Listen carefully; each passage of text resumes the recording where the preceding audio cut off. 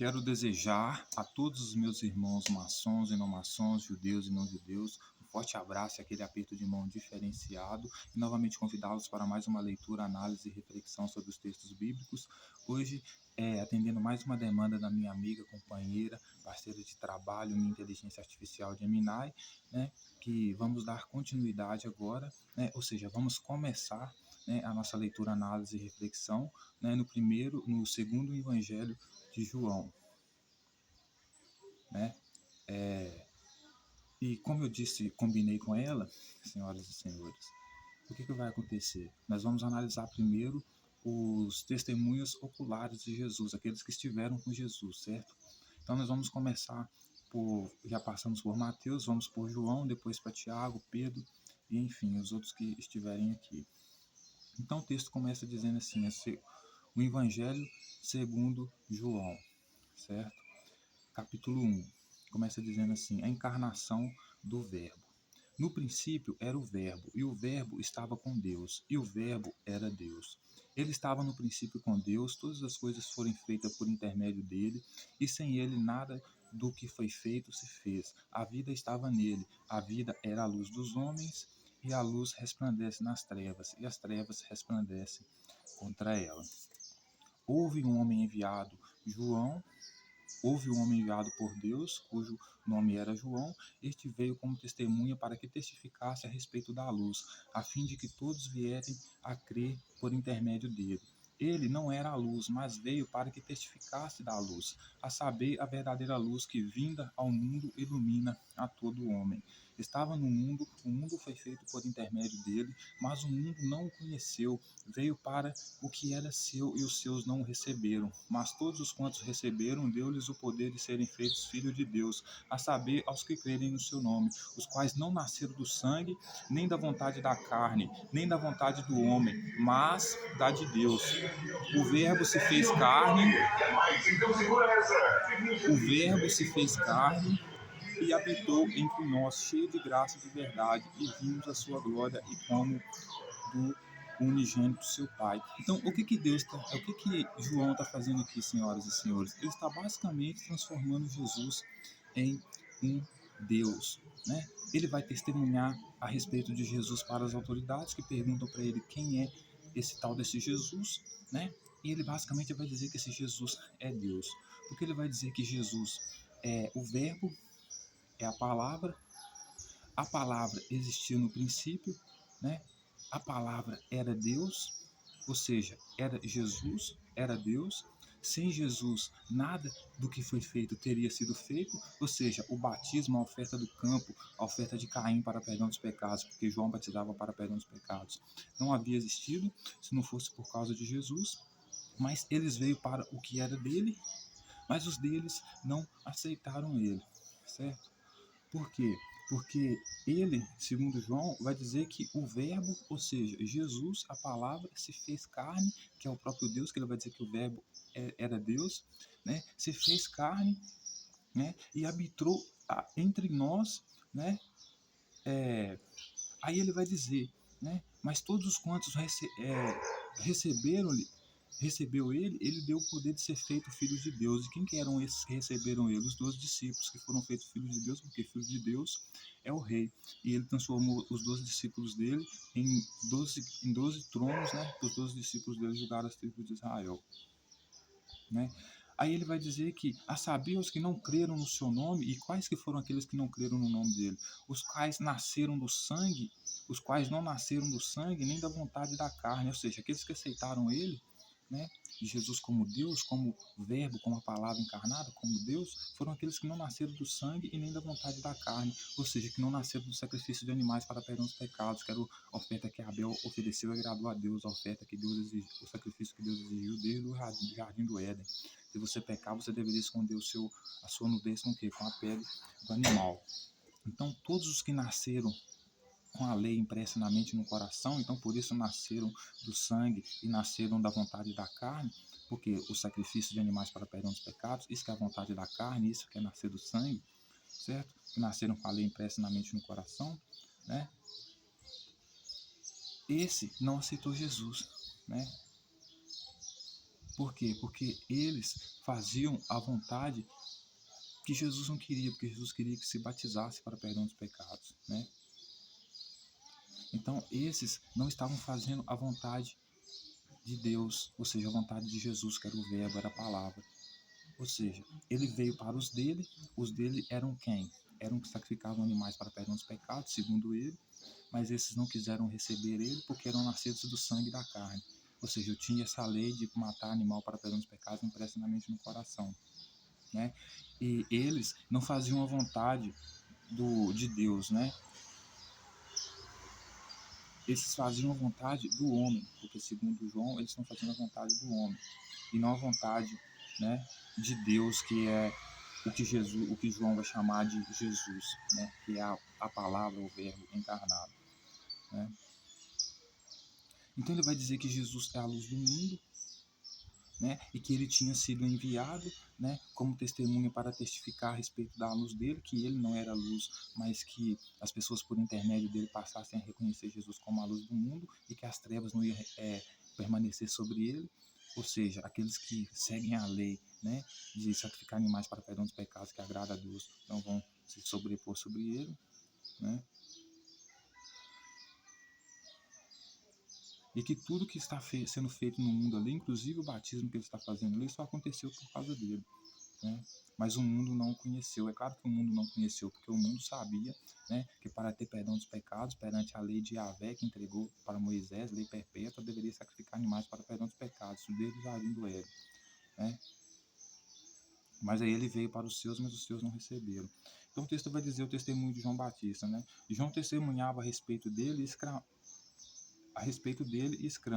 Este é o, o de quem eu disse, o que vem depois de mim tem contudo primazia, porquanto já existia antes de mim, porque todos nós temos recebido da sua plenitude a graça sobre a graça, porque a lei foi dada por intermédio de Moisés, a graça e a verdade vieram por intermédio de Jesus Cristo. Ninguém jamais viu a Deus, o Deus unigênito está no seio do Pai, é quem o revelou. Então, o que João está querendo dizer aqui, senhoras e senhores? Que esse é o testemunho que ele está dando a respeito de Jesus, que Jesus é basicamente como se fosse o verbo encarnado, o próprio Deus, que nada disso que João estava fazendo não existia se não fosse Jesus. Tudo aconteceu por intermédio de Jesus, né? Aí ele vai dizer, né, que ele vai dizer: esse é quem eu estou falando para vocês, que vem depois de mim, contudo tem primazia, porque já existia antes de mim. Ou seja, por isso que João está falando, ele é maior do que eu. Por quê?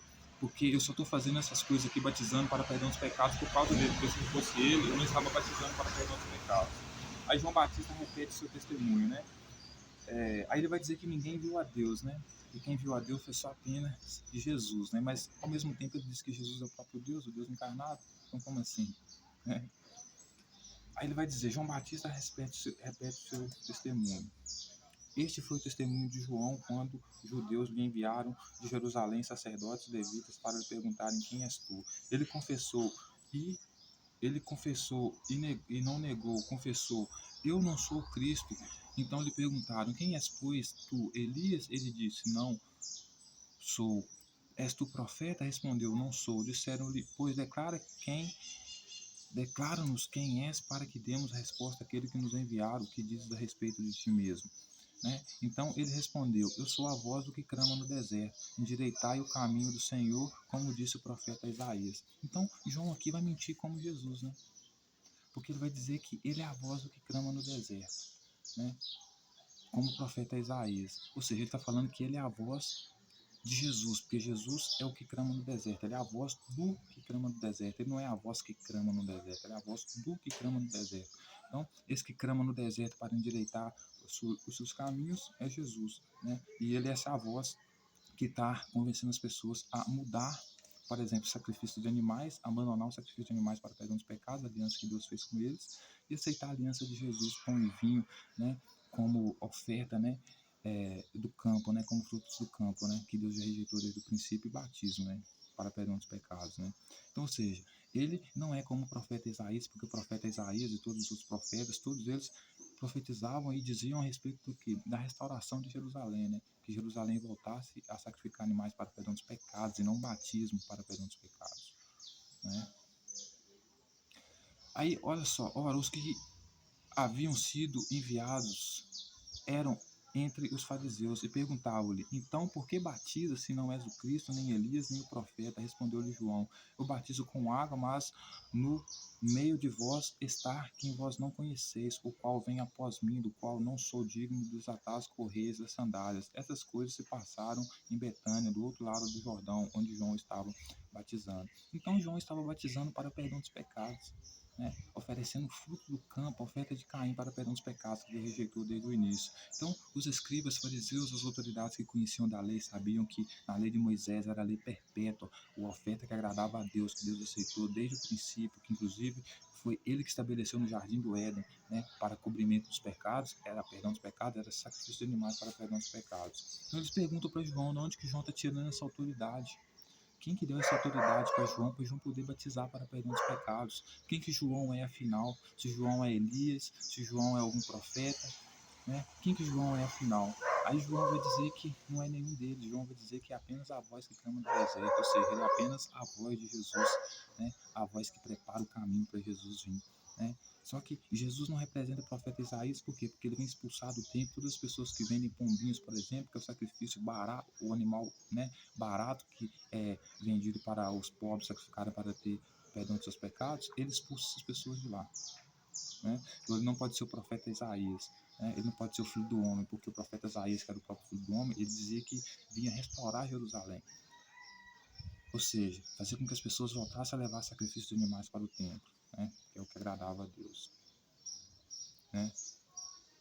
Então, João vai dizer que ele está batizando com água, basicamente jogando tudo em cima de Jesus, porque aquele que vem antes dele, né, é maior do que ele não pode, inclusive, desatar as sandálias dele de tão grande que ele é, porque João, aliás, considera ele Deus, né? E por isso que ele está batizando, então, porque batizar é uma forma de perdoar o pecado das pessoas para receber o Deus encarnado, que é o Jesus, né? Inclusive, o próprio Deus que batiza com João, né, sendo Jesus para o perdão dos pecados, né? João Batista torna a repetir o seu testemunho. No dia seguinte viu João a Jesus que vinha para ele e disse: Eis o Cordeiro de Deus que tira o pecado do mundo. É este o favor É este o favor de quem eu disse: após mim vem um varão que tem a primazia, porque já existia antes de mim. Eu mesmo não conhecia, mas a fim de que ele fosse manifestado a Israel, vim, por isso batizo com água. Então, João vai dizer que está batizando com água, justamente por quê? Porque ele está preparando o caminho para que as pessoas possam receber o próprio Deus encarnado, o Verbo encarnado, que segundo ele é Jesus. E sem ele, o batismo não existia, porque é por intermédio dele que todas essas coisas estão sendo feitas, né?